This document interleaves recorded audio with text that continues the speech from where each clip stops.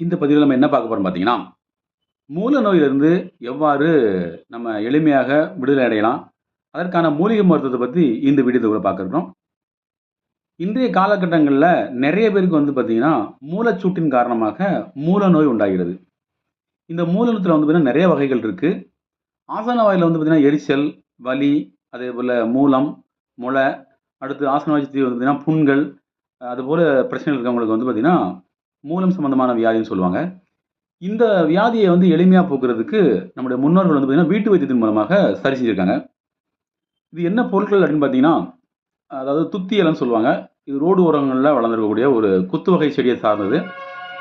இந்த செடியோட இலைகள பறிச்சுட்டு வந்து, இது கூட வந்து பார்த்தீங்கன்னா, 1/4 பங்கு அளவு சீரகம் சேர்த்து அரைச்சு, தினமும் காலையில மோர்ல கலந்து குடிச்சிட்டு வந்தாங்கன்னா, மூலம் சார்ந்த அனைத்து பிரச்சனைகளும் தீர்வு காண முடியும். அதேபோல மூலச்சூடு, உள்சூடு எல்லாமே குறையும். இத பயன்படுத்தி பார்த்து உங்களோட அனுபவங்கள கமெண்ட் பாக்ஸ்ல கமெண்ட் பண்ணுங்க. நன்றி.